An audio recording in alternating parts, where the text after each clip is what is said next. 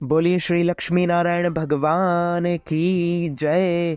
एक समय दालभ ऋषि ने पुलस्त ऋषि से पूछा कि हे महाराज, पृथ्वीलोक में मनुष्य ब्रह्म हत्यादि महान पाप करते हैं, पराये धन की चोरी करते हैं तथा दूसरे की उन्नति देखकर ईर्ष्या करते हैं, साथ ही अनेक प्रकार के व्यसनों में फंसे रहते हैं, फिर भी उनको नरक प्राप्त नहीं होता।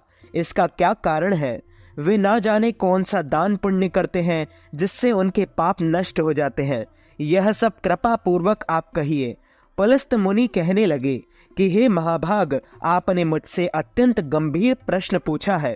इससे संसार के जीवों का अत्यंत भला होगा। इस भेद को ब्रह्मा, विष्णु, रुद्र तथा इंद्र आदि भी नहीं जानते, परंतु मैं आपको यह गुप्त तत्व अवश्य बताऊंगा। उन्होंने कहा कि माघ मास लगते ही मनुष्य को स्नान आदि करके शुद्ध रहना चाहिए। इंद्रियों को वश में कर काम, क्रोध, लोभ, मोह, अहंकार, ईर्ष्या तथा द्वेष आदि का त्याग कर भगवान का स्मरण करना चाहिए। पुष्य नक्षत्र में गोबर, कपास, तिल मिलाकर उनके कंडे बनाने चाहिए। उन कंडों से 108 बार हवन करना चाहिए। उस दिन मूल नक्षत्र हो और एकादशी तिथि हो तो अच्छे पुण्य देने वाले नियमों को ग्रहण करें। स्नान आदि नित्य क्रिया से निवृत्त होकर सभी देवी देवताओं के देव श्री भगवान विष्णु का पूजन करें और एकादशी व्रत धारण करें। रात्रि जागरण करना चाहिए। उसके दूसरे दिन धूप, दीप, नैवेद्य आदि से भगवान का पूजन करके खिचड़ी का भोग लगाएं। तत्पश्चात पेठा, नारियल, सीताफल या सुपारी का अर्घ देकर स्तुति करनी चाहिए। हे भगवान, आप दीनों को शरण देने वाले हैं, इस संसार सागर में फंसे हुए का उद्धार करने वाले हैं। हे पुंडरीकाक्ष, हे विश्व भावन, हे सुब्रह्मण्यम, हे पूर्वज, हे जगतपते, आप लक्ष्मी जी सहित इस तुच्छ अर्घ को ग्रहण करें। इसके पश्चात जल से भरा कुंभ यानी घड़ा ब्राह्मण को दान करें तथा ब्राह्मण को श्यामा, गौ और तिल पात्र देना भी उत्तम है। तिल स्नान और भोजन दोनों ही श्रेष्ठ है। इस प्रकार जो मनुष्य जितने तिलों का दान करता है उतने ही 1000 वर्ष स्वर्ग में वास करता है। तिल स्नान, तिल का उपटन, तिल का हवन, तिल का तर्पण, तिल का भोजन और तिलों का दान, ये तिल के 6 प्रकार हैं। इन प्रयोग के कारण यह षटतिला एकादशी कहलाती है। इस व्रत के करने से अनेक प्रकार के पाप नष्ट हो जाते हैं। इनका इतना कहकर पुलस्त ऋषि कहने लगे कि अब मैं तुमसे इस एकादशी की कथा कहता हूँ। एक समय नारद जी ने भगवान विष्णु से यही प्रश्न किया था और भगवान ने जो षटतिला एकादशी का महात्म नारद जी से कहा सो मैं तुमसे कहता हूँ। भगवान ने नारद जी से कहा कि हे नारद, मैं तुमसे सत्य घटना कहता हूँ, ध्यान पूर्वक सुनो। प्राचीन काल में मृत्युलोक में एक ब्राह्मणी रहती थी। वह सदैव व्रत किया करती थी। एक समय वह 1 मास तक व्रत करती थी। इससे उसका शरीर अत्यंत दुर्बल हो गया। यद्यपि वह अत्यंत बुद्धिमान थी, तथापि उसने कभी देवताओं या ब्राह्मणों के निमित्त अन्न या धन का दान नहीं किया था। इससे मैंने सोचा कि ब्राह्मणी ने व्रत आदि से अपना शरीर शुद्ध कर लिया है, अब इसे विष्णु लोक तो मिल ही जाएगा, परंतु इसने कभी भी अन्न का दान नहीं किया। इससे इसकी तृप्ति होना कठिन है। भगवान ने आगे कहा, ऐसा सोचकर मैं भिखारी के वेश में मृत्युलोक में उस ब्राह्मणी के पास गया और उससे भिक्षा मांगी। वह ब्राह्मणी बोली, महाराज, किस लिए आए हो? मैंने कहा, मुझे भिक्षा चाहिए। इस पर उसने एक मिट्टी का ढेला मेरे भिक्षा पात्र में डाल दिया। मैं उसे लेकर स्वर्ग में लौट आया। कुछ समय बाद ब्राह्मणी भी शरीर त्याग कर स्वर्ग में आ गई।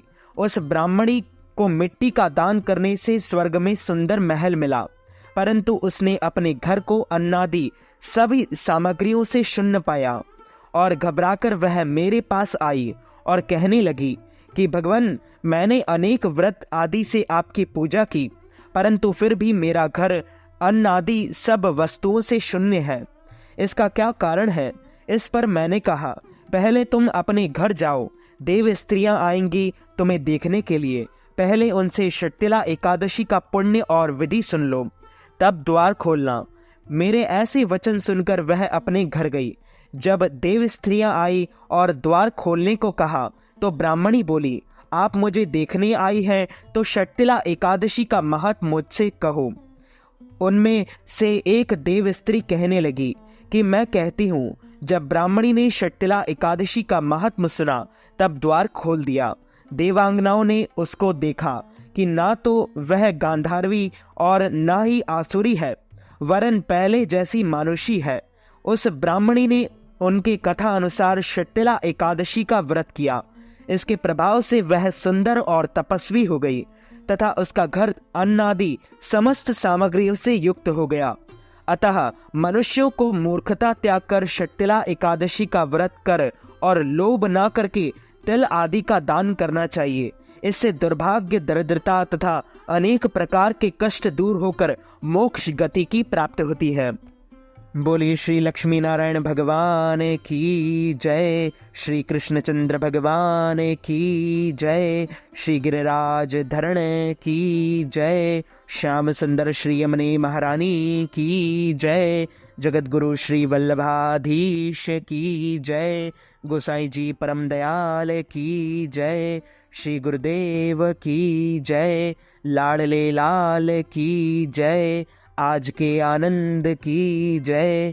अच्युतम केशवम राम नारायणम कृष्ण दामोदरम वासुदेवम हरि श्रीधरम माधवम गोपिका वल्लभम श्री जानकी नायकम श्री रामचंद्रम भजे जानकी मनोहरम सर्वलोकनायकम श्री शंकरादिसेवितम पुण्य नाम कीर्तनम श्री राम राम राम राम राम नाम तायकम रामा कृष्ण वासुदेवा भक्ति मुक्तिदायकम रामा कृष्ण वासुदेवा भक्ति मुक्तिदायकम। यदि आप षटतिला एकादशी के निमित्त ब्राह्मणों को फलाहार करवाना चाहते हैं या अन्नदान, वस्त्रदान, गौदान, फलदान, तिलदान अथवा पारणा के निमित्त ब्राह्मण भोजन या एकादशी व्रत उद्यापन करवाना चाहते हैं तो इस हेतु आप नगद राशि, धन राशि हमारे गूगल पे, फोन पे, पेटीएम या अकाउंट नंबर के माध्यम से भेजकर षटतिला एकादशी का संपूर्ण पुण्यफल प्राप्त कर सकते हैं और अपनी एकादशी को सफल बना सकते हैं। तो मित्रों, हमारे इस ज्ञानवर्धक वीडियो को आप अधिक से अधिक लोगों को शेयर कीजिएगा, लाइक कीजिएगा, कमेंट कीजिएगा और सब्सक्राइब करके बेल आइकन को भी ऑन कर लीजिए। ऐसे ही नए नए वीडियो देखने के लिए आप सभी को सादर जय श्री कृष्ण, सादर धन्यवाद।